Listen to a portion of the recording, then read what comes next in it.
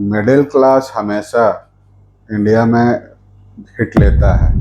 इतने बड़े देश के प्राइम मिनिस्टर को पब्लिकली अगर ये अपील करनी पड़ी है तो क्या सच में ये इतना डरावना है? शायद ये प्राइस जो आज आप देख रहे हो ये 100 टाइम 200 टाइम्स भी इंक्रीज कर जाए। हमारे पास ऑप्शंस हैं रशिया से ऑयल खरीदने के या कुछ और सोर्सेज से भी, बट हम लोग नहीं परचेज कर रहे हैं because of any pressure on our prime minister. एक बहुत बड़ा कारण रहा होगा प्रधानमंत्री को ये अपील करना। अगर वॉर क्राइसिस में देखे तो उसमें कई सेक्टर्स को अपॉर्चुनिटी है। ईरान का एक साइड बिजनेस ओपन हो गया टोल के रूप में, स्ट्रेट ऑफ हॉर्मुज, जो लाइफ टाइम चलेगा।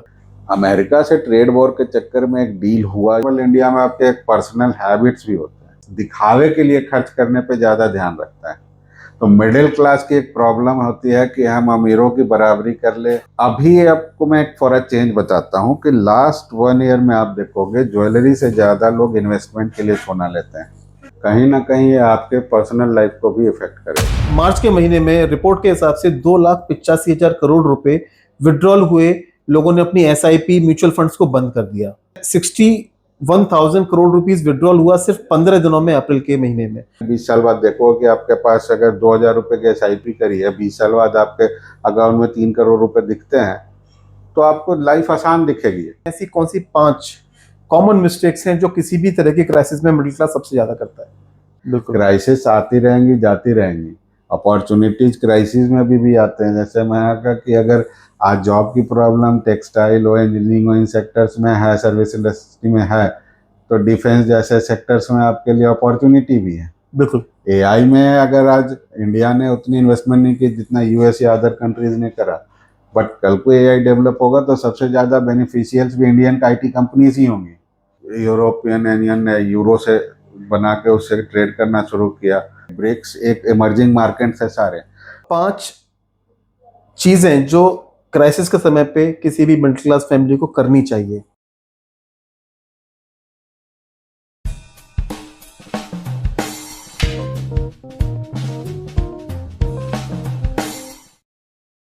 दोस्तों, ग्लोबल क्राइसिस आ चुका है और इंडिया इसकी वजह से बहुत ही बैडली इंपैक्टेड है। इनफैक्ट हमारे प्राइम मिनिस्टर ने भी पब्लिकली हमसे अपील की है, घर से काम करें, पेट्रोल डीजल कम से कम यूज करें, या फिर गोल्ड कम खरीदें, या विदेश यात्रा कम करें। फाइनेंस एक्सपर्ट्स और इकोनॉमिस्ट का भी कहना है कि अगर हम पिछले कुछ डिकेड्स की बात करें तो हम सबसे कठिन और सबसे बुरे दौर में हैं और आगे आने वाले समय में ये और ज्यादा वर्स्ट हो सकता है। आज हम बात करने वाले हैं ये जो क्राइसिस है वो किस तरह का है। वर्ल्ड में कभी भी कुछ होता है उसका इंपैक्ट सबसे ज्यादा इंडिया पर कैसे पड़ता है। क्राइसिस किसी भी तरह का हो, सबसे ज्यादा पिसता है तो वो है आम आदमी, और एक नॉर्मल आदमी या मिडिल क्लास इस क्राइसिस को कैसे सरवाइव कर सकता है, वो क्या स्टेप्स हैं, वो क्या सॉल्यूशंस हैं जो वो इंप्लीमेंट करके अपनी लाइफ में थोड़ा अपना स्ट्रेस को कम कर सकता है।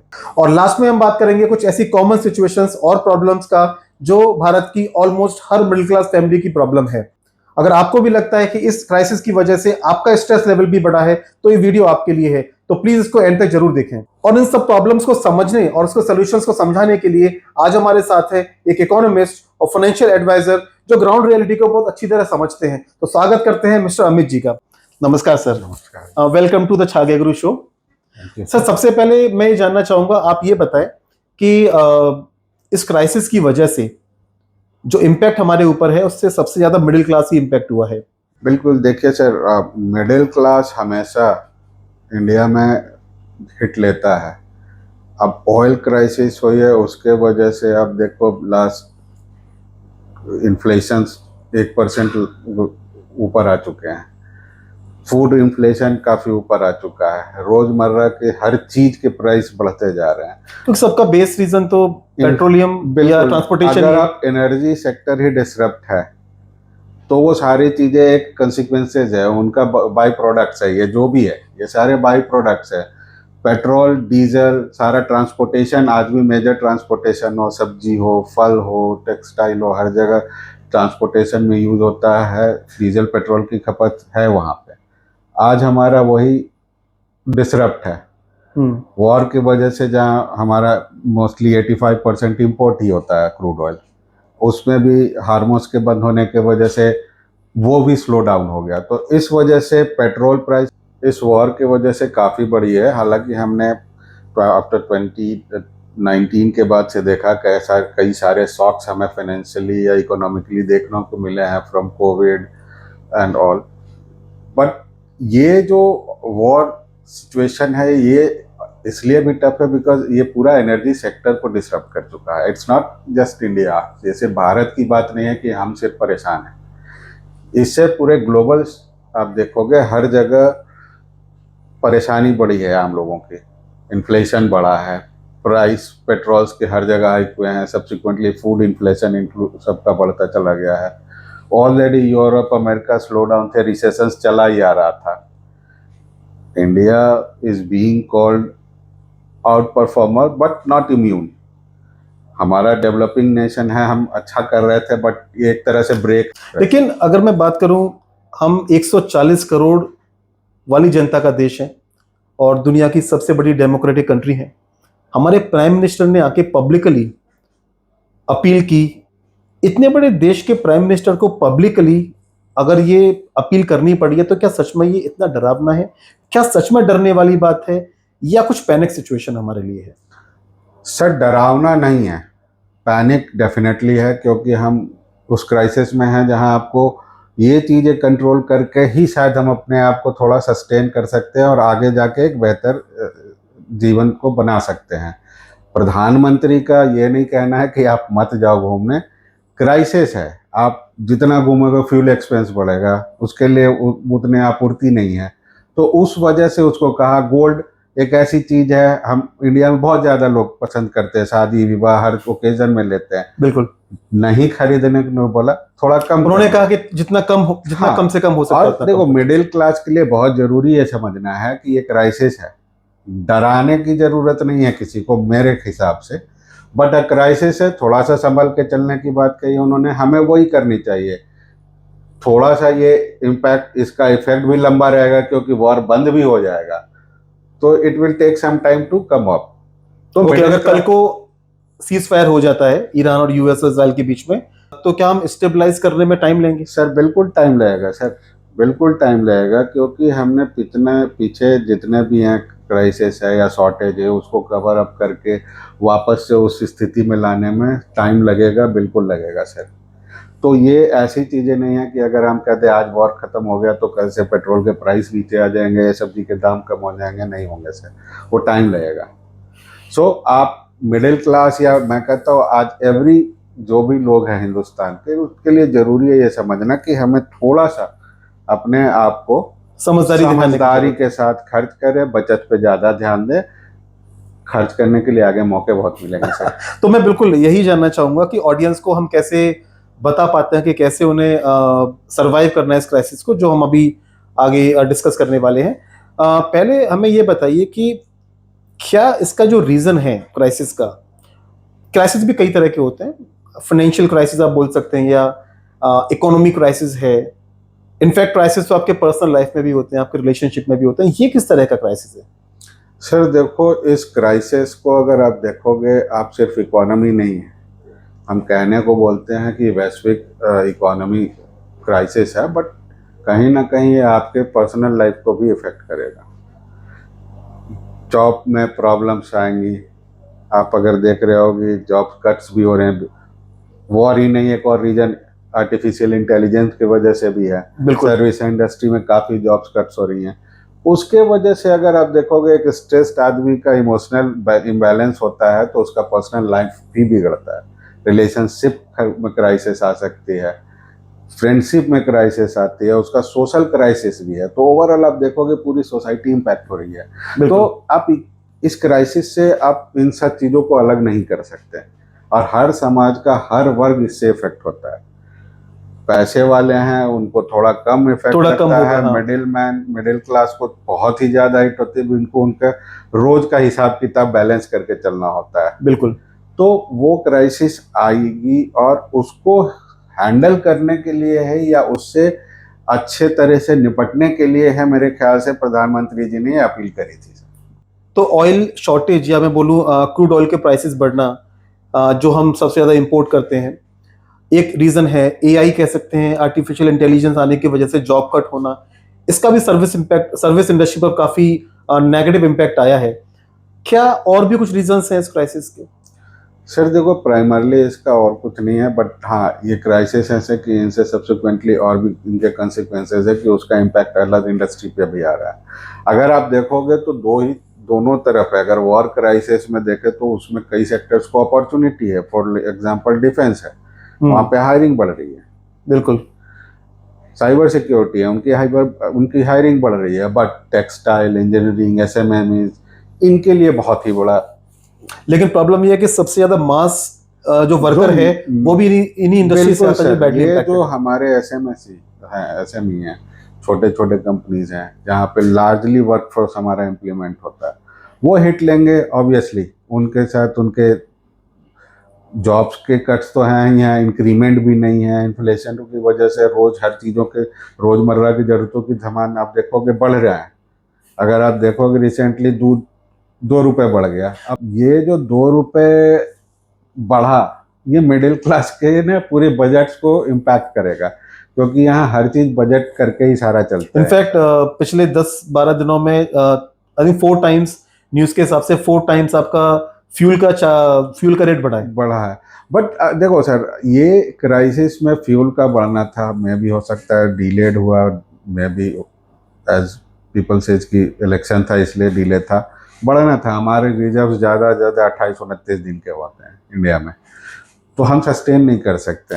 तो ये कह सकते हैं कि अगर 1 महीना ये वॉर चल गई तो हम बहुत ही बिल्कुल खराब सर, सिचुएशन में आ बहुत ही जाएंगे। खराब सिचुएशन में आ सकते हैं, क्योंकि हमारा मेजर इंपोर्ट जो होता है वो स्ट्रेट ऑफ हॉर्मुज से ही आता है। तो वहाँ से अगर तेल नहीं आता हमारे पास, तो ऑब्वियसली हम बहुत बड़े क्राइसिस में रहेंगे।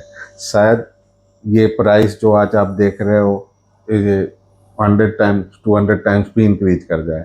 हालांकि अभी वो सिचुएशन दिखता नहीं है। रीसेंट डेवलपमेंट जो वॉर्स में है, सीज फायर है, पॉजिटिव टॉक्स हो रहे हैं, बट अगेन इसका इफेक्ट रहेगा तो मिडिल क्लास के लिए तो बहुत ही ज़्यादा ज़रूरी है कि वो इन चीज़ों को समझे और उस हिसाब से अपने आप को एक्ट करे। अपील को आप जैसे कह रहे हो, डरने वाली सिचुएशन नहीं है, एक प्रिवेंटिव एक्शन है हम्म। कि वो सिचुएशन है, संभल इससे के अच्छा चलना है कि चाहिए। हम संभल लें। बिल्कुल। बस इतना है।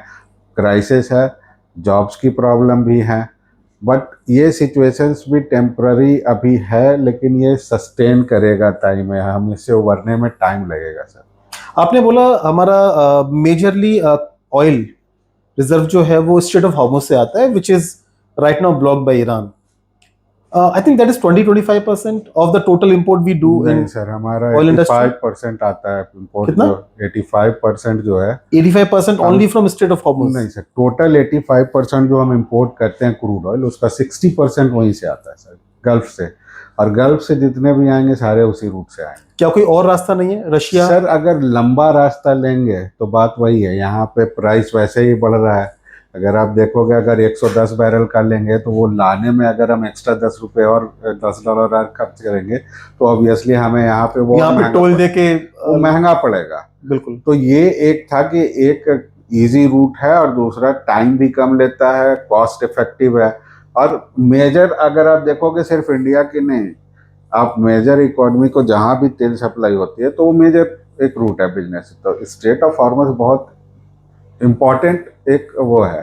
न्यूज में काफी इस समय पोस्ट ऐसे भी हैं, अगर मैं सोशल मीडिया की बात करूं, हालांकि social media is full of information, 100% can not be truth, right? वहां पे बहुत सारे पोस्ट ऐसे भी मिलेंगे। आई will not talk about any particular political party, but हमारे पास ऑप्शंस हैं रशिया से ऑयल खरीदने के या कुछ और सोर्सेज से भी, बट हम लोग नहीं परचेज कर रहे हैं because of any pressure on our prime minister और पॉलिटिकल पार्टी। एप्स्टाइन फाइल की बात होती है। सर देखो, पॉलिटिकल सिचुएशन या उस पर बात नहीं है, बट हाँ ऑल्टरनेट जो हम बाय करते हैं दैट इज रशिया। रशिया से अगर आप देखोगे लास्ट 10 ईयर से इस गवर्नमेंट ने तो फिर भी इंक्रीज करा है। आज हम लास्ट मतलब इंक्रीज करते करते 35% के आसपास हम रशिया से इंपोर्ट करते हैं। अमेरिका से ट्रेड वॉर के चक्कर में एक डील हुआ या जो भी है, उसके वजह से हम we are bound to take from Gulf countries, क्योंकि वो एक उसका इंटरेस्ट है। बट हमारा क्या है कि एक अपना एक में भी ये अपना डिप्लोमेटिक उनका एक स्टैंड हो सकता है। स्ट्रैटेजी हो, उस पर हम शायद कमेंट ना करें, बट अगेन वो पॉसिबल हम मेरे ख्याल से गवर्नमेंट करेगी कि जहाँ से भी सस्ता ऑयल मिलेगा वो वहाँ से ले। रशिया से भी लेते हैं हम, गल्फ कंट्रीज से भी ले रहे हैं। रशिया से 35% नॉन डिस्काउंट है। तो अगर हम देखेंगे लास्ट 2-3 सालों से जो हम रशिया से इंपोर्ट कर रहे हैं, तो उसके वजह से प्राइस हाइक नहीं हुए थे, बट ये गल्फ वॉर की सिचुएशन ऐसी हुई कि हम प्राइस बढ़ाना अब उनके लिए मजबूरी है। अगर आप ग्लोबली देखोगे तो अब यूएई इटसेल्फ 52% इंक्रीज कर चुका है अगर फ्यूल प्राइसेस, तो इंडिया में तो सबसे कम है अभी 3.24% नॉर्मली। तो वर्ल्ड में बेस्ट रेजिलियंट है, बट अगेन हम इसको पॉलिटिकली मोटिवेटेड या जो भी कहें, बट अल्टीमेटली यहाँ के लोगों के लिए वो राहत अभी तक तो था ही। अभी तक तो था ही। अगर आप किसी को 3 महीने भी ये राहत देते हो, विच इज बिग। जहां बट पब्लिक आई थिंक ये नहीं देखती कि आप 3 महीने से राहत दे रहे थे। अगर जो 4 बार प्राइस बढ़ा पिछले 10 दिनों में, अगर ये 1 महीने में 1 बार बढ़ता तो शायद लोग थोड़ा पॉजिटिवली इसको लेते। नहीं, देखो सर, मुझे लगता है कि वो सिचुएशन सेम ही होता है। हम हर महीने ये सोचते हैं कि वो शायद इन्फ्लेशन और ज़्यादा बढ़ गया होता। अगर आप देखोगे हर महीने फ्यूल प्राइस बढ़ाता है, तो हर महीने आपका फूड इन्फ्लेशन उस कंपैरेटिवली इंक्रीज भी करता है। बिल्कुल। तो वो एक सिचुएशन था कि अब सब्जियों का ट्रांसपोर्टेशन है, फूड ग्रेन्स जितने भी हैं, इंपोर्टेड जितने भी एडिबल्स ऑयल्स वगैरह इंपोर्ट ही हो रहे हैं, पाम ऑयल ये सब इंपोर्ट हो रहे हैं। तो फॉरेक्स का हमारा खर्चा बढ़ जाता, हमें ज़्यादा डॉलर्स खर्च करने पड़ते। तो इसलिए ये सारी चीज़ें एक प्रिवेंटिव एक्शन थी, बट अगेन अभी बाउंड है बढ़ाने को। एंड आई एम श्योर कि अभी ये जब सिचुएशन थोड़ा संभलेगा तो ये थोड़ा प्राइस ईज आउट भी होंगे, बट अभी फिलहाल तो करंट सिचुएशन में it is very difficult to sustain. हाँ, समझदारी से ही आप इसको बचा सकते हैं, खासकर जो मिडिल क्लास है या मध्यम वर्ग के लोग हैं, उनके लिए बहुत ज़रूरी है कि ये चीज़ों को समझे कि अब आप या तो रो सकते हो कि सरकार नहीं कर रही, या फिर आप उसको एक बार को अपने आप को मैनेज करके या कुछ चीज़ों को कम करके या पब्लिक ट्रांसपोर्ट यूज कर लिया तो अपना फ्यूल का थोड़ा सा खर्चा बढ़ गया। बिल्कुल ठीक है, हम बाहर नहीं घूमने जाएंगे तो डॉलर भी नहीं खरीदने होंगे, उसमें भी पैसे बच जाएंगे। आपने डॉलर की बात की सर, आई एम सॉरी मैं आपको रोकूंगा 1 मिनट के लिए। अक्सर लोग ये नहीं समझ पाते कि डॉलर का महंगा होना, जैसे अगर Indian rupee I think all time low है इस समय, राइट नाउ दिस इज 95 के आसपास है, 95 के आसपास है, और अगर ये सिचुएशन और कंटिन्यू करती है तो इट मे क्रॉस 100 रुपीज। अगर मैं बात करूं डॉलर का रेट बढ़ने का, तो इसका इम्पैक्ट हर चीज पे आएगा, बिकॉज अगर हम ट्रेड कर रहे हैं मिडिल ईस्ट के साथ में, तो हम पेमेंट डॉलर के साथ डॉलर में ही कर रहे हैं। बिल्कुल सर, तभी इसीलिए मेरे ख्याल से ये एक बहुत बड़ा कारण रहा होगा प्रधानमंत्री को ये अपील करना कि हर वो चीज जहां हमारा फॉरेक्स खर्च होता है इंपोर्ट करना, जहां से हम इंपोर्ट करते हैं, डॉलर में ही सारा इंपोर्ट होता है, चाहे सोना हो गया, पेट्रोल हो गया, ये हम इंपोर्ट कर रहे होते हैं जहाँ पे हमें डॉलर में ही सारा ट्रेड करना है। लेकिन आपने सोने की बात की, मैंने कुछ महीने पहले सुना था कि आरबीआई ने ऑलरेडी बहुत सारा गोल्ड पहले से खरीदा है। तो अगर हम सोना ले रहे हैं, अगर एक मिडिल क्लास की लैंग्वेज में समझें, एज ए लेमन, मैं एक आम आदमी हूं, मैं कॉमन फैमिली से आता हूं, मुझे सोना खरीदना है, उससे कैसे इकोनॉमी पे फर्क पड़ेगा, इसको थोड़ा बता पाएंगे लोगों के लिए? सर देखो, इकोनॉमी पे फर्क पड़ेगा बिल्कुल, क्योंकि अगर आप ये देखो कि जो इंपोर्ट में, मुझे फॉर एक लेमन लैंग्वेज बताता हूँ, सोना जो हम बाहर से लेते थे अपने खपत के लिए, इंडिया रफली 700 टन साल का इंपोर्ट करता है। 700 tons we import from outside, जी हाँ, एवरी ईयर। बिल्कुल सर। तो अब उसके लिए हमें पेमेंट डॉलर में करनी है, ठीक है। जहाँ हम पीछे $100 का खर्च कर रहे थे और प्राइस हमारे जो होती थी 88 रुपीज़ के आसपास, आज 95 पे है, वो $100 हमें ज़्यादा महंगा पड़ रहा है। तो यानी कि जो 7 रुपए का फर्क पड़ा, वो हम एक्स्ट्रा पे कर रहे हैं उसी चीज के लिए। तो अगर हम उसको इंपोर्ट करते रहे तो शायद हमारा जो फॉरेक्स है वो धीरे धीरे कम होता जाएगा, क्योंकि उतने कॉरेस्पॉन्डिंग हम उतना इंपोर्ट करते नहीं, एक्सपोर्ट करते नहीं जितना हम इंपोर्ट करते हैं बाहर से। तो वो एक फर्क पड़ता है। अब सोना आएगा, सोना इज समथिंग, अगर आप देखोगे लास्ट 2-3 सालों में हर एक सेंट्रल बैंक, हर एक कंट्री सोने पे काफी था प्राइस। रिजर्व रख रहे हैं बिल्कुल, सारे प्राइस 1,60,000 70,000 तक भी गोल्ड चला गया। अभी भी प्राइस 1,58,000 के आसपास ही चल रहा होगा। तो सोना हमारे क्या है कि इंडिया में ज्यादातर खपत सोना की किस में होती है? शादी में, ज्वेलरीज में। बट अभी आपको मैं एक फॉर चेंज बताता हूँ कि लास्ट 1 ईयर में आप देखोगे ज्वेलरी से ज्यादा लोग इन्वेस्टमेंट के लिए सोना लेते हैं through ETFs and other vehicles. तो वो जो एक रुझान बढ़ा कि गोल्ड का प्राइस भाग रहा है, हर कोई उसी में आप गोल्ड खरीद के रख लो, रेट बहुत हाई होगा तो आपको प्रॉफिट मिलेगा। बिल्कुल। सिर्फ फिजिकल गोल्ड में ही नहीं है, एक तो फिजिकल जैसे ज्वेलरी ले रहे हैं फिजिकली ही होता है, but in the form of की ETF ले लिया, एक्सचेंज ट्रेडेड फंड के हिसाब से ले रहे हैं। गोल्ड और सिल्वर फंड्स को आप देखो, इतना लोगों ने प्रमोट करा, इतना पैसा इनफ्लो हुआ है कि अब उस वजह से हमें वी आर बाउंड कि अगर हम खरीद रहे हैं एज ए इन्वेस्टमेंट भी, तो वो हमें इंपोर्ट करके रिजर्व में रखना ही पड़ेगा। उसके वजह से हमें उसके लिए एक्स्ट्रा डॉलर भी पे करना है। इसी वजह से प्रधानमंत्री जी का था कि थोड़ा सा अभी कम उसमें लगाओ, क्योंकि हाई प्राइस भी है और रुपी डेप्रिसिएटिंग है, फॉरेक्स पे हमारा इम्पैक्ट कम है, इसलिए उसको कहा कि थोड़ा कम।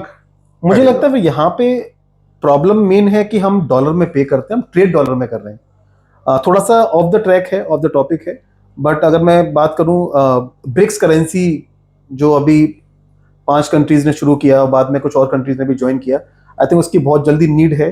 अगर हमारा ट्रेड इंडियन रुपीज में या ब्रिक्स करेंसी में होने लगे तो शायद हम फ्यूचर में, क्योंकि ये रिसेशन की सिचुएशन अगर मैं बात करूं, वर्ल्ड में कहीं भी कुछ होता है, कहीं एक बम फटता है, उसका पूरा इम्पैक्ट हमारी किचन में आता है। सर देखो, ये एक ऐसी चीज है, आप सर्टेन थिंग्स, मान लो एनर्जी सेक्टर डिसरप्ट होगा तो ऑब्वियसली वो हर जगह इफेक्ट आएगा। अब कहने को यार पेट्रोल बढ़ा, उसे सब्जी का क्या लेना देना? बिल्कुल लेना देना होता है भाई, सब्जी आता कैसे है? ट्रांसपोर्ट तो कहीं से बाहर से होगा तो फ्यूल कॉस्ट बढ़ी। ट्रक, बस, छोटे छोटे टेम्पो, मंडी से यहाँ तक भी छोटे टेम्पो में आता है। फ्यूल प्राइस बढ़ गया, ऑब्वियसली वो उसकी कॉस्टिंग बढ़ जाती है। जब उसकी कॉस्टिंग बढ़ेगी तो वो आम जनता तक वो उसको एडजस्ट करके अपना प्रॉफिट मार्जिन जोड़ के फिर देगा आपको। बिल्कुल। तो वो बढ़ेगा ही बढ़ेगा, वो सिंपल सी बात है। दूसरा सर, करेंसी अपना अभी तो फॉर्मुलेशन है, कॉन्सेप्चुअली चल रहा है ब्रिक्स का। जिस दिन होगा उसके बाद उसमें हम ट्रेड करेंगे। दूसरा, ठीक है, ब्रिक्स एक इमर्जिंग मार्केट है सारे, अगर वो जब आएगा तो एक थोड़ा सा वो एक अलग स्टोरी होगी, ऑल्टरनेट ऑप्शन तो खुलेंगे ही। बिल्कुल खुलेगा सर, बट जब तक वो कहते हैं ना कि इम्प्लीमेंट नहीं हो जाता है ना, अभी उसके बारे में सोचना थोड़ा सा जल्दी हो जाएगी। बिल्कुल। कल को हो सकता है कि लाइक यूरोपियन यूनियन ने यूरो से बना के उससे ट्रेड करना शुरू किया, बट अगर डॉलर अभी भी सबको रूल ही करता है कि करेंट अभी भी वो ग्लोबल करेंसी है। तो वो एक चीज है कि मे भी उससे थोड़ा बहुत फर्क पड़ जाए हमें, बट वो आने के बाद की चीज है। फिलहाल जो हमारी समस्या है वो तो एज इट इज खड़ी है। बिल्कुल। तो मिडिल क्लास हो, लोअर मिडिल क्लास हो, या जो गरीब तबका है, उनके लिए बड़ी सिचुएशन प्रॉब्लम तो रहेगी ही रहेगी कि जब तक ये वॉर्स हैं। और ये वॉर अभी सीज फायर है, अभी नेवर नो कि कल को फिर से इरप्ट हो जाए। बट जब जब हार्मस क्लोज करेगा ईरान, ये एक फ्लेयर अप होगा। इनफैक्ट ईरान के हाथ में तो बहुत अच्छा टूल मिल गया, जैसे आपने बोला कि वॉर किसी किसी के लिए अपॉर्चुनिटी भी लेके आता है। बिल्कुल है। मिडिल ईस्ट के पास एक बहुत अच्छी अपॉर्चुनिटी है फ्यूल प्राइसेस को बढ़ाने की, और एक अच्छा रीजन है, जेन्युइन रीजन है कि उसकी रेट को वो हाई करेंगे। प्लस ईरान का एक साइड चैनल बिजनेस ओपन हो गया टोल के रूप में, स्ट्रेट ऑफ हॉर्मुज, जो लाइफ टाइम चलेगा। सर देखो, इस पे थोड़ा सा मुझे नहीं लगता कि ईरान इतना करेगा। हाँ, वो अभी हो सकता है रिटेलिएशन में सारा एक्शंस लिया होगा ईरान ने, but oil price gulf control नहीं, बाजार जो है ऑयल का कंट्रोल करती है। हाँ, क्राइसिस के वजह से आप देखो प्राइस 110, 112, 15 कहीं पे भी जाता है, नीचे आया, फिर से अभी भी 99, 98 पे वापस आ गया पर बैरल। अगर हम देखें तो हो सकता है कि ये अभी वॉर रुक भी जाएगा तो भी ऑयल प्राइस में भी 112, 120 डॉलर प्रति बैरल पे जाएगा। और इसका मतलब है कि इंडिया पे हमेशा अगर 112 मतलब एक्स्ट्रा 10 अरे 112 या 120 के रेंज में भी आया तो $30-40 पर बैरल एक्स्ट्रा हमें पे करना पड़ेगा। अब वो पर डॉलर जो एक्स्ट्रा ऑलमोस्ट 45-40% के आसपास होता है जितना अब अभी हम पे करते हैं। बिल्कुल। तो अगर ये स्पाइक होते रहेगी जब भी, तो वो प्रेशर आएगा हमारे पे, और उसके वजह से पेट्रोल के कीमतों में भी स्पाइक आएंगे। तो वो एक रीजन रहेगा कि ये, इसीलिए मैंने कहा कि ये ईरान का वॉर या ये वॉर ख़त्म होने के बाद भी ये इतनी जल्दी हम उससे बाहर नहीं आएंगे।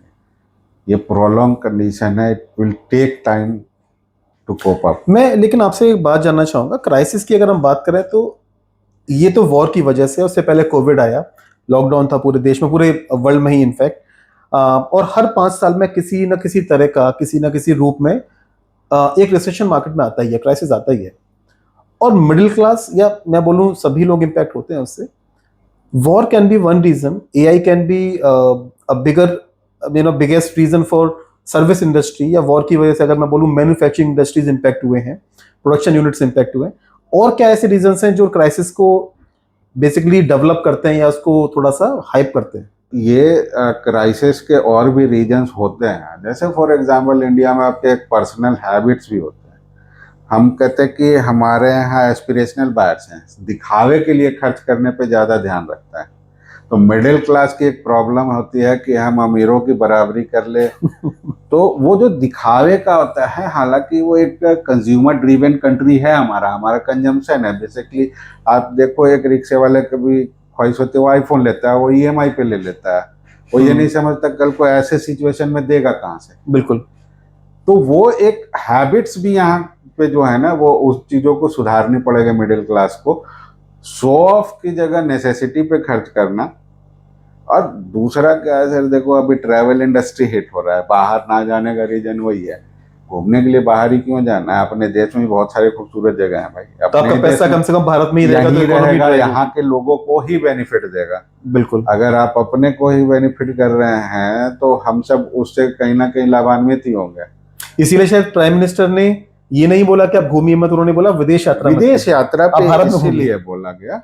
अदरवाइज ऐसा नहीं है कि उन्होंने मना करा है भाई। अगर मेरे पास फॉर एग्जाम्पल अगर मेरे पास बहुत पैसा है, मैं कहीं भी जा रहा हूँ, ठीक है, बिल्कुल, सरकार इसको कंट्रोल नहीं कर सकती। मेरे एक मिडिल क्लास के लिए, जहाँ के हम पूरे महीने के बजट बना के चलते कि कितनी की सब्जी आनी है, क्या फ्यूल पे का होना है, फीस देना है, हर साल स्कूल के फीस बढ़ रहे हैं 15 से 20%। बिल्कुल। तो वो सारी चीजें मैनेज करना है, तो हम इंडिया में भी घूम सकते हैं, और हम बाहर बाद में जब सिचुएशन नॉर्मल होती है आप जा सकते हैं, जैसा कि पहले भी गए हैं। बिल्कुल। बट अगर अभी इस सिचुएशन में हमें अगर कुछ बचत कर लेना है तो वो ज़्यादा बेहतर होगा।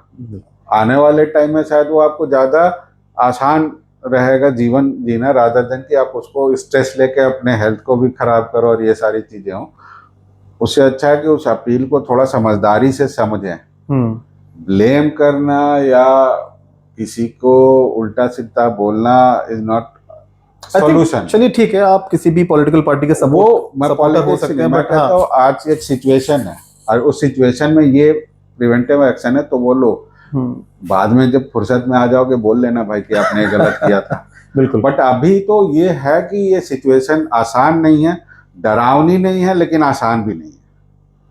थोड़ा समझदारी की जरूरत है मुझे। हम डरने वाली स्थिति में नहीं है। इंडिया का अपना ही कंजम्पशन इतना है कि हमें बाहर नहीं ढूंढना पड़ेगा। बट अगेन जो चीज़ें बाहर पे डिपेंड है, जो मेन एनर्जी है, अगर आज को हम रिन्यूएबल एनर्जी हमारे यहाँ ज़्यादा होती तो शायद हम उस पर प्रॉब्लम नहीं आती। ग्रीन एनर्जी हमारे यहाँ ज़्यादा कंज्यूम हो रहा होता तो इतनी प्रॉब्लम नहीं होती। अगर लोगों ने, अगर इंडिया के मोस्टली मान लो 60% लोगों ने भी इलेक्ट्रिक व्हीकल्स ही यूज कर लिया होता, अगर ये होता तो शायद इसका फ्यूल्स के इतनी इम्पैक्ट नहीं आती। बट अभी उल्टा है, हम उसमें आ रहे हैं। आने वाले टाइम में हो सकता है आज से 15-20 साल बाद सिचुएशन डिफरेंट हो, बट अभी फिलहाल है। तो डरना नहीं है, लेकिन हाँ समझदारी तो रखनी पड़ेगी, क्योंकि तो बिल्कुल मैं बोलूंगा कि प्रॉब्लम वॉर नहीं है, प्रॉब्लम एआई नहीं है। इस तरीके के डेवलपमेंट और ट्रांसफॉर्मेशन और नई नई चीजें हमेशा आती रहेंगी, वॉर कहीं ना कहीं होते रहेंगे। प्रॉब्लम है कि हम इंपोर्ट बहुत ज़्यादा करते हैं बाहर से, एक्सपोर्ट हमारा बहुत कम है बहुत सारे अलग अलग सेक्टर्स में। तो इसीलिए शायद हमें फोकस करना चाहिए मेक इन इंडिया, या फिर अपने खुद के प्रोडक्ट्स में हम अपनी इकोनॉमी को कैसे बूस्ट कर सकते हैं। हालांकि वो एक टॉपिक अलग है, हालांकि वो एक अलग टॉपिक है। और शायद हम उस दिशा में भी जा रहे हैं, लेकिन ऐसे अनफोर्सिंग चीजें आ सकती है। देखो, ये युद्ध हो जाना, ये सारी चीजें हमारे हाथ में नहीं है बिल्कुल। बट जो चीज हमारे हाथ में होता है शायद हम वहां पे करें। वो सरकार के लेवल पे जो काम है वो भी वो कर रहे हैं। आई एम श्योर कि उनको भी अगर ऐसा लगता है ये युद्ध होना था तो प्रिवेंटिव एक्शन लिया भी, स्टोरेज करा फ्यूल का, वो सारी चीजें थी। तभी शायद वो But- 3 महीने सरवाइव कर पाए, हाँ, जो आपने बताया रिजर्व हमारा भी होता है कि अब इस सिचुएशंस में क्रिप करने के बजाय बेहतर हो कि उससे बाहर निकलने के सोचें। तो उस अपील को आप नेगेटिव या अन्यथा लेने के बजाय समझदारी से सोचें। तो और ऐसा कुछ भी नहीं था, आप बाहर ना भी विदेश जाओ घूमने तो भी चलेगा। बिल्कुल। भारत में ही टूरिज्म को प्रमोट करो, इतने सारे टूरिज्म हैं, स्पॉट्स हैं, आप उनको प्रमोट करो। हर स्टेट अपना टूरिज्म को प्रमोट करने के लिए इतने एडवर्टीजमेंट देता है, आप वहाँ जाओ। सोना भी अगर आप देखोगे, अगर आप जरूरत के हिसाब से खरीदो, आप बिल्कुल, इन्वेस्टमेंट के लिए मत ऐसा रखो। नहीं कि मत लो, शादी है, आप अपने वो कहते हैं ना कि एक रिचुअल्स के हिसाब से खरीद लो। इन्वेस्टमेंट्स के हिसाब से बहुत खरीद लिया है, अब रुक जाओ थोड़ा सा। बाकी आपके ऊपर है, आपके पास पैसा है तो आप बिल्कुल, कितना भी खरीद बिल्कुल। सकते हैं। बिल्कुल सही बात है। बट हाँ, मिडिल क्लास के लिए बहुत जरूरी होता है कि सोच समझ के चीजें करो। तो 7 अपील जो हमारे प्राइम मिनिस्टर जी ने की, आप बता पाएंगे कुछ ऐसे मेजर सॉल्यूशंस जो एक मिडिल क्लास या जो हमारा मास तबका है वो फॉलो कर सकता है? सर देखो, मिडिल क्लास या किसी भी एक जनरलाइजर, हम फाइनेंशियल प्लानर्स कहते हैं कि आप पहले बचत करें और फिर खर्च करें। अगर आप अपने ये एक हैबिट बना ली कि सेव फर्स्ट एंड स्पेंड बाद में करें, तो आप शायद इतने प्रॉब्लम में, किसी भी क्राइसिस हो या ना हो, आप नहीं आते। आप अपने रिटायरमेंट के लिए फंड्स अभी से अगर प्लान कर लेते हैं, हेल्थ के लिए अपना प्लान कर लेते हैं, अपने बच्चों के एजुकेशन के लिए प्लान कर लेते हैं, तो क्राइसिस में आपको शायद इतना स्ट्रेस नहीं होगा। आप एक सेकेंड इनकम को भी जनरेट करने की हमेशा सोचें, तो वो आपको हमेशा देगा। अपील करने का रीजन भी यही था कि आप जरूरी जगहों पे और सही जगह पे खर्च करो। आप देश में खर्च करोगे, वही इकोनॉमी में आएगा, वही पैसा आपको सरकार वापस आप पे बेहतर रूप से खर्च करेगी। आपके इंफ्रास्ट्रक्चर, हेल्थ, एजुकेशन, एवरीथिंग, वो आपको एक क्या होगा कि जब आपके ही उसमें घूमता है तो फिर आपको जॉब क्रिएशन भी मिलेगा, आपका इकोनॉमी ग्रो होगी, आपके लिए कमाने के मौके बढ़ते जाएंगे। तो अगर हम जितना ज़्यादा अपने आप को स्ट्रांग बनाते जाएंगे, रेजिलियंट बनाते जाएंगे, शायद आने वाले टाइम में शायद आने वाली पीढ़ियों को इतना प्रॉब्लम नहीं होगी। और उनको अगर ये अच्छी आदतें जाती हैं कि बचत करने का एक सिद्धांत सेविंग पता का है। एक हैबिट होना चाहिए। हाँ, अगर आप बचा लोगे आज, तो कहते हैं ना कि money save is money earn है, खर्च कर देने के बाद तो कुछ बचना है ही नहीं। बिल्कुल। तो वो एक आदत बहुत जरूरी है। हम ये काम 2002 से जब जॉब शुरू करा फाइनेंशियल इंडस्ट्री में, लोगों को कहा कि आप 1000 रुपए से ही शुरू करो। हाँ, पोर्शन कुछ भी हो सकता है बट सेफ समथिंग। आज आपको बताना नहीं पड़ता लोगों को म्यूचुअल फंड क्या, हर आदमी एसआईपी करा लो, दैट इज वेरी गुड, आप वो करो। हर एक को पता है कि 2000-5000 रुपए साइड में निकल जाते हैं, उससे हमारा मंथली एक्सपेंस पे भी फर्क नहीं पड़ता है, कुछ ना कुछ वेल्थ क्रिएशन होता है। आप जब एट द एंड 20 साल बाद देखो कि आपके पास अगर 2000 रुपए की एसआईपी करी है, 20 साल बाद आपके अकाउंट में 3 करोड़ रुपए दिखते हैं, तो आपको लाइफ आसान दिखेगी। बिल्कुल। तो आप तब खर्च कर सेविंग की सकते हैं। तरफ ध्यान रखना चाहिए। तो ऑब्वियसली, और आपने कहा सेकंड इनकम पे भी बिल्कुल ध्यान रखना चाहिए। जॉब में आज की डेट में आप देखोगे सर, इट इज गुड, हमने ये देखा कि अच्छा हुआ है कि आजकल हस्बैंड वाइफ बहुत वर्किंग होते हैं।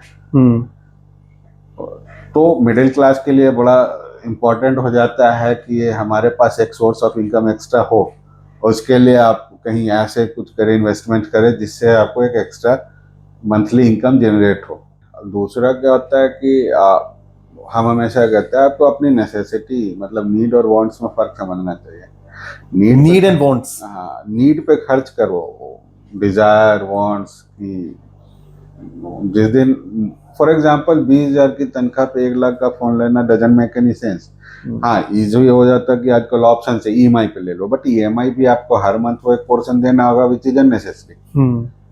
आपका अगर वो नीड है कि आपका उससे कोई पर्पस सॉल्व होता है, या आईफोन उसके लिए मैंडेटरी था, शायद उससे अर्निंग आपकी बढ़ रही हो, तो देन गुड्स, वो हम्म, समझ में आता है कि बिल्कुल। आप उससे कुछ कमा रहे हो। बट जस्ट टू शो कि I have a iPhone doesn't make any sense. तो भारत में ये प्रचलन है।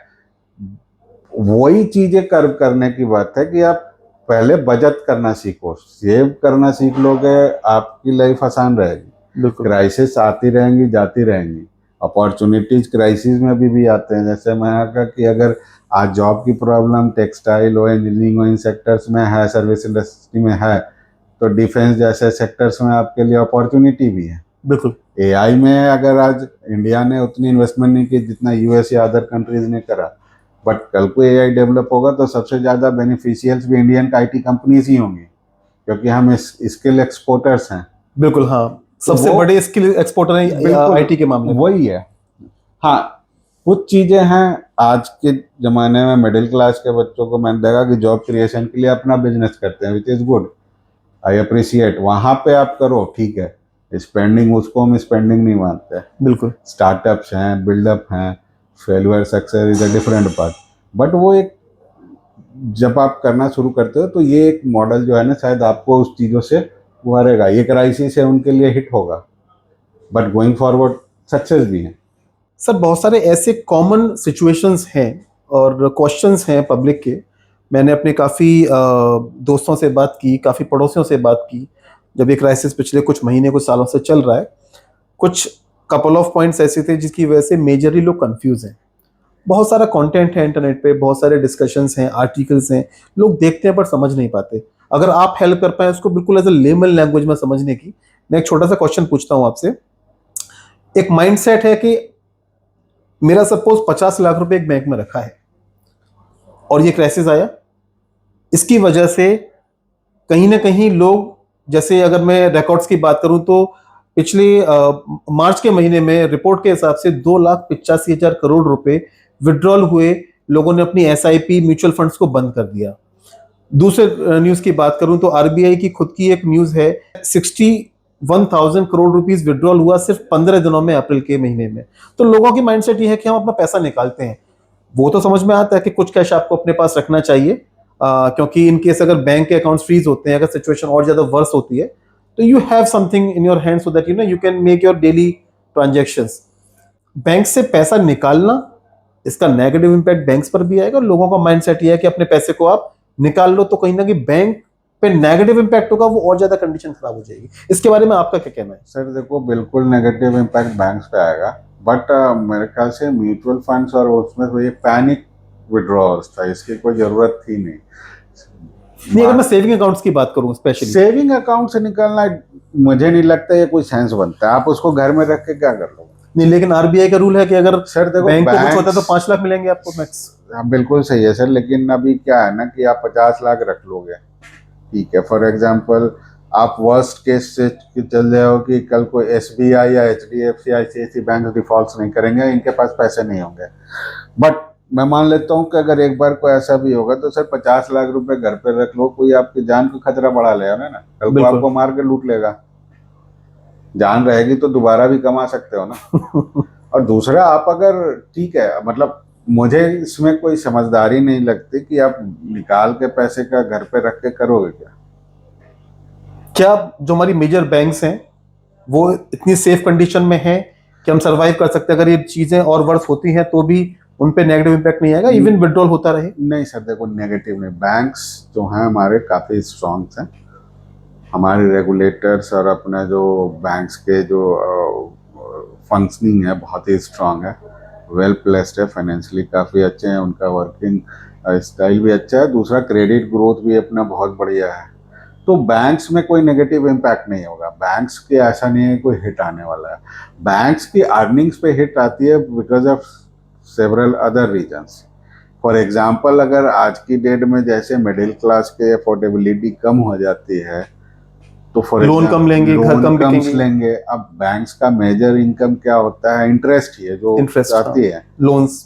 ठीक है। एसएमई है जो है, छोटे छोटे कंपनी जो लोन्स लेते हैं वो बंद कर देते हैं क्योंकि वो नहीं रीपे कर पाएंगे, तो वो एक इम्पैक्ट आएगा। बट वो शॉर्ट टर्म आउटकम्स हैं, बट उसके वजह से नहीं आता वो प्रॉब्लम।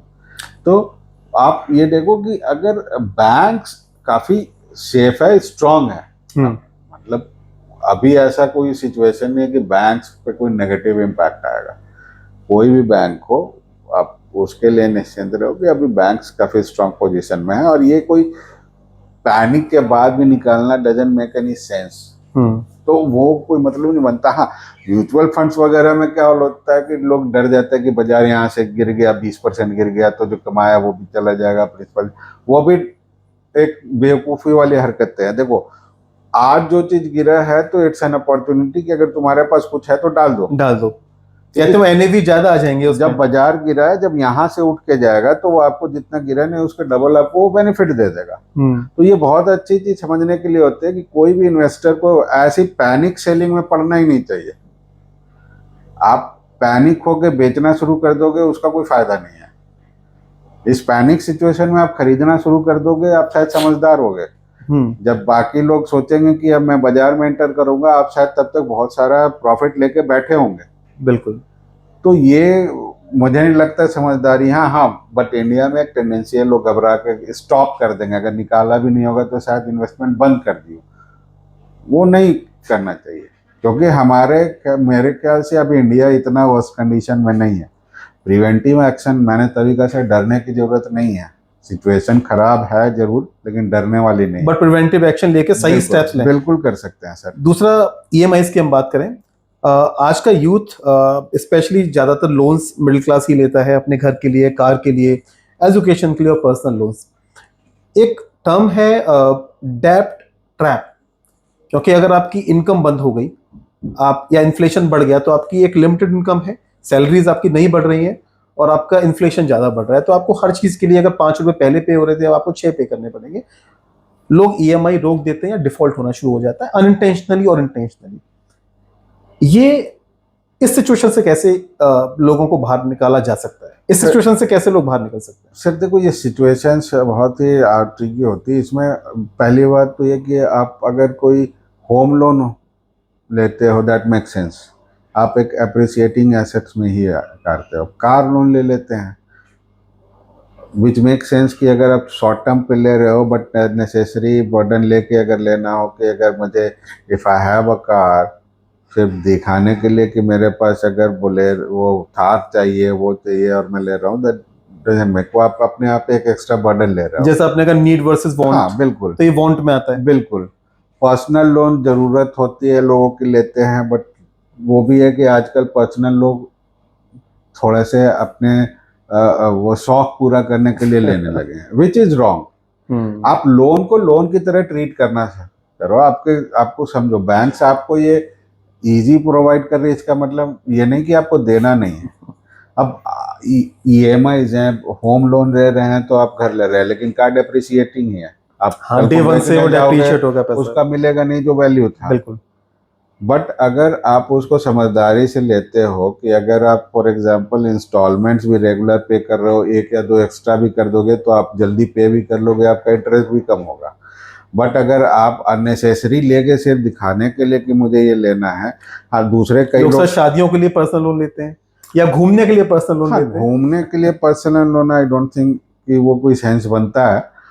शादी मजबूरी है तो समझ में आती है, बट अगेन मुझे नहीं लगता कि ऐसा होना चाहिए। पर्सनल लोन मोस्टली लोग मतलब अपने कुछ पर्सनल डिजायर्स को ही फुलफिल करने के लिए लेते हैं। मुझे लगता है कि चीजें जब ज्यादा अवेलेबल हो जाती है और इजीली अवेलेबल, जैसे कि अगर मैं अपने पड़ोसी से पैसा मांगने जाऊं, अगर मैं 10 लोगों से मांगूंगा तो शायद मुझे एक से मिलेगा।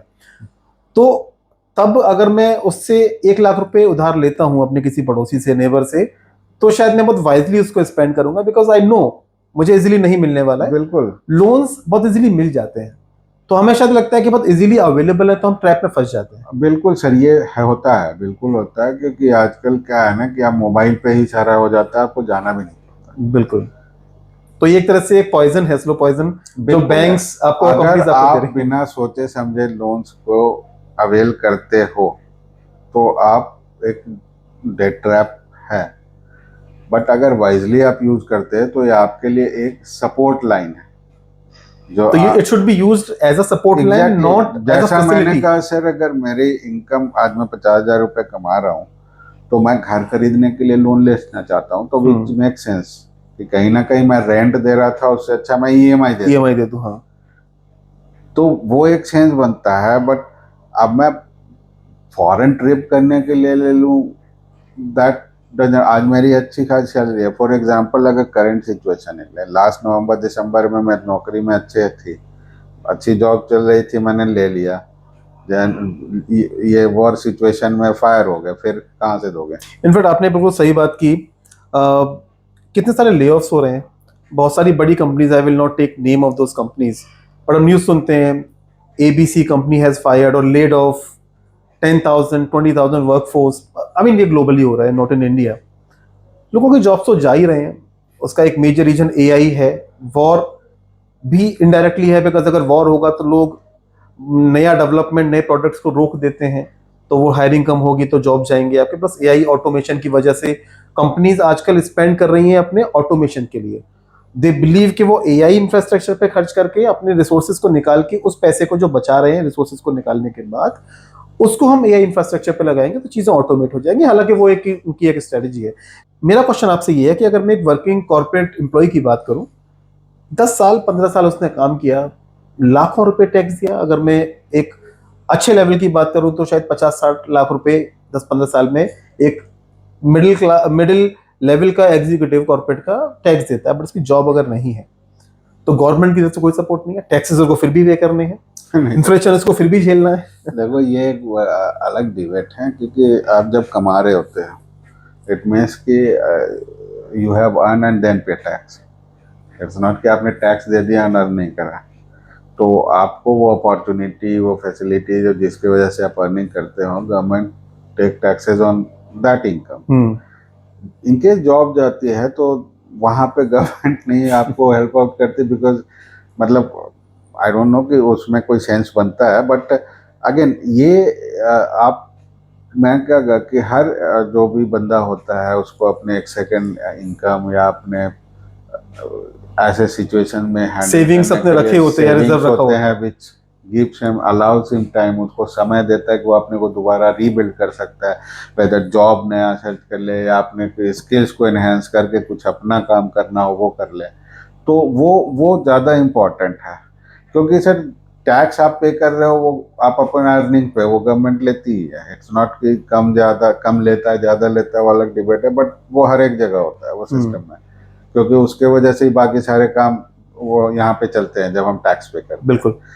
तो वो मुझे नहीं लगता वो कोई इशू बनता है कि एक जॉब चला गया तो वो अभी इंडिया में नहीं, लेकिन कम से कम पर्सनली आई बिलीव कि there should be a policy for atleast those sir देखो who paid the tax, but sir they देखो don't have उसमें anything. क्या है ना कि हम शायद अगर लेस पॉपुलेटेड होते तो लाइक अदर्स, US हो गया या जहाँ जहाँ मेडिकल फैसिलिटीज वगैरह दे मिलती है लोगों को, ऐसे लोगों को वो होता शायद, होमलेस का या जॉबलेस लोगों को। बट इंडिया में 140 करोड़ की आबादी में अभी आई एम नॉट, अभी 140 करोड़ भी पेपर पे है सर। पॉसिबल नहीं है। तो वहाँ पे थोड़ा सा मुझे नहीं लगता कि ये सोचना ठीक होगा। I completely agree with you. Population एक बहुत बड़ा मेजर ड्रॉबैक है भारत का, क्योंकि रिसोर्सेज तो उतने ही हैं, उतने ही रहेंगे। जैसे कहते हैं कि जॉब्स हर साल अगर गवर्नमेंट 1 करोड़ जॉब प्रोड्यूस करती है, ओपन करती है, और 2 करोड़ की पॉपुलेशन बढ़ जाती है, तो एट द एंड अनएम्प्लॉयमेंट खत्म कभी नहीं हो सकता। अनएम्प्लॉयमेंट खत्म हो सकता है, बट नियर फ्यूचर में अभी जैसे हम सोच रहे हैं वो पॉसिबल नहीं है।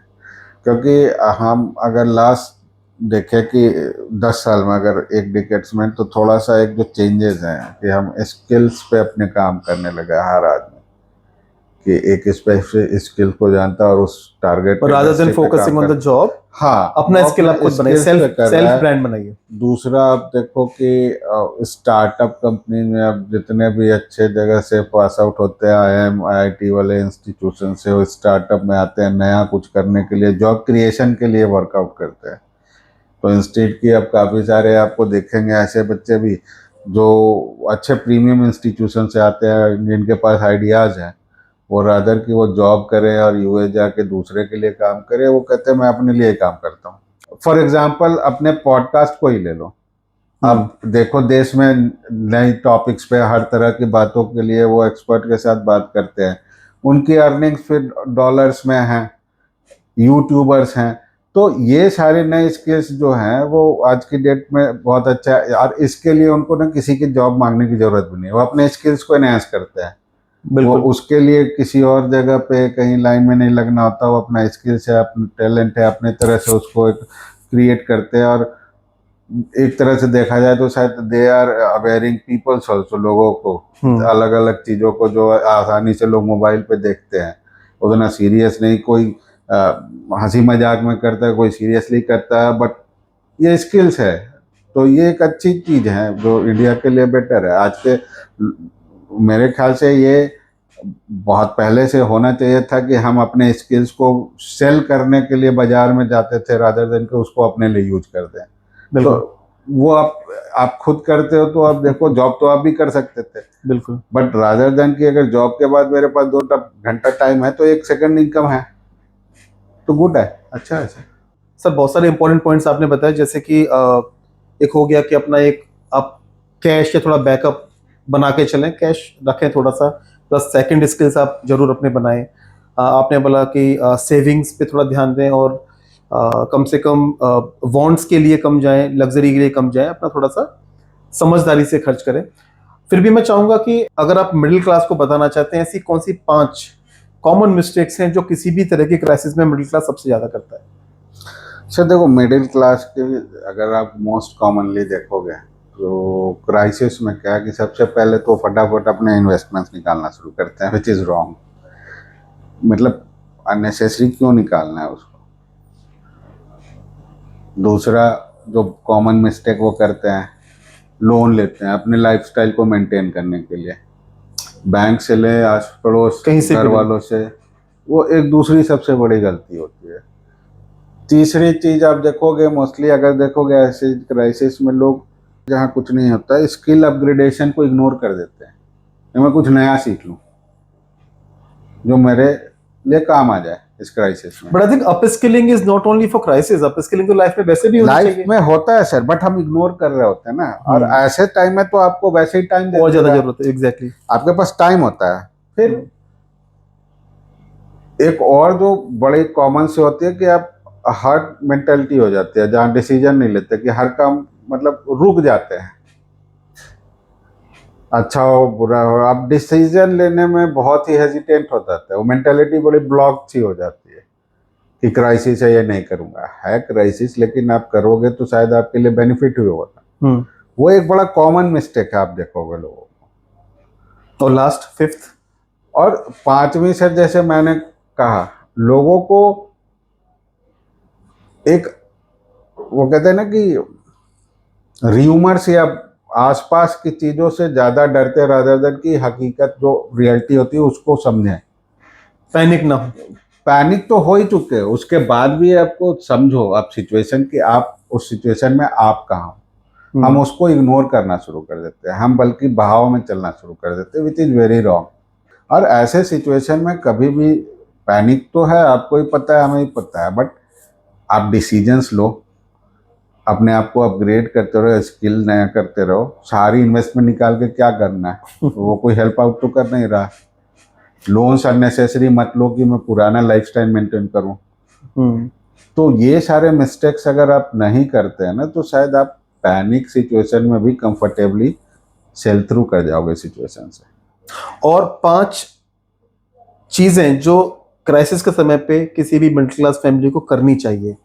सर देखो, आज की डेट में जैसे हमारे प्रधानमंत्री ने भी अपील करा है, आई एम नॉट सेइंग कि मोस्टली आप खर्चे को थोड़ा सा कम करना होता है, विच इज वेरी इजी, कर सकते हो आप वंस यू थिंक। सेविंग्स पे ध्यान रखना चाहिए। अननेसेसरी स्पेंडिंग, नेसेसरी स्पेंडिंग को तो हम रोक नहीं सकते हैं, बट अननेसेसरी स्पेंडिंग को रोक सकते हैं। वो आप करना शुरू कर दो, वो आपको अभी नहीं, आने वाले टाइम में भी हेल्प करेगा। ये बड़ा जरूरी होता है कि आप अपने आप के लिए एक सेकेंड इनकम की तरफ भी पुश करो, उसके तरफ भी पुश करो कि कहीं और पैसे बनते हैं। आप वहाँ पे भी फोकस करके कर सकते हैं, आपके पास टाइम होता है। इसके अलावा आप एक मोस्ट इम्पॉर्टेंटली कि अननेसेसरी के डेट्स का बर्डन मत लो कि बिना जरूरत के आप लोन्स लेके फंस जाओगे। आपको पता वैसे ही क्राइसिस है, तो अपने लिए क्राइसिस और क्यों इंक्रीज करना है। बिल्कुल मत करो। इनफैक्ट आप अपने सेविंग्स पे ही रखो, खर्चों को थोड़ा कम कर लो, नेसेसरी चीज़ों पे खर्च कर लो। आप बड़े आराम से इन सब चीज़ों से सेल थ्रू कर जाओगे। और कॉमन मैन मतलब कॉमन मिडिल क्लास की सबसे बड़ी प्रॉब्लम यही है कि हम अपने लाइफ स्टाइल को मेंटेन करने के चक्कर में ना ये सारी गलतियां कर बैठते हैं। हाँ, और सबसे इम्पोर्टेंट ये होता है कि ऐसे टाइम में अपनी फैमिली के साथ आप जितना टाइम स्पेंड करोगे, आप मोरली बूस्टअप रहोगे, इमोशनली चार्ज रहोगे, आप कभी भी सिचुएशन में कॉम्प्रोमाइज़ नहीं होगे। ये बहुत अच्छा टाइम होता है कि ऐसे क्राइसिस में फैमिली आपको साथ है, आप उनके साथ टाइम स्पेंड करो, आप उस क्राइसिस से निकलने में बहुत मदद मिलेगी साहब। आपको वहाँ से आपको नई चीज़ें भी मिलेंगी, नए आइडियाज़ भी मिलेंगे, कुछ और नया करने के लिए सोच भी सकते हैं। तो ये बड़ा इम्पोर्टेंट है। रिलेशनशिप आपका हेल्थ इम्प्रूव करेगा, सब कुछ होगा। अगर आप मेंटली स्ट्रांग हैं और आप मेंटली स्टेबलाइज हैं, हैप्पी हैं, इमोशनली हैप्पी हैं, तो मेरे ख्याल से सर ये क्राइसिस आपको उतना ब्रेकडाउन देगी नहीं। तो इट्स वेरी इंपॉर्टेंट कि स्पेंड टाइम विद फैमिली ऐसे क्राइसिस में बिल्कुल आपके लिए हेल्पफुल होगा। आई होप कि सिचुएशन जो क्राइसिस की है इस समय ये जल्दी से जल्दी खत्म हो या कम हो, जिससे कि लोग थोड़ा सा इससे बाहर निकल पाए। ये इम्पैक्ट सभी को कर रहा है।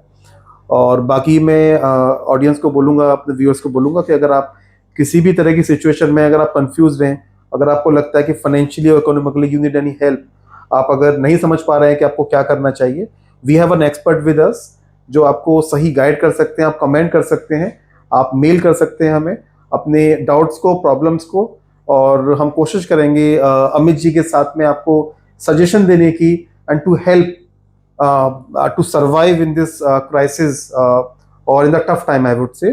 So आप पॉजिटिव रहिए, फैमिली के साथ रहिए, दोस्तों के साथ रहिए। जितना आप पॉजिटिव रहेंगे, जितना आप हैप्पी रहेंगे, उतना ही जल्दी आप सर्वाइव इसको क्राइसिस को कर लेंगे। बिकॉज क्राइसिस हमेशा आते रहेंगे। वॉर आज है, कल बंद होगी, परसों फिर शुरू होगी, तो ये कभी बंद नहीं होने वाला। हमें समझना है कि हमें चीज़ों से कैसे डील करना है, हमें समझना है कि हमें क्राइसिस को कैसे सरवाइव करना है। तो इसी के साथ thank you very much for your time sir, and thank you for coming to the show. नमस्ते। नमस्ते।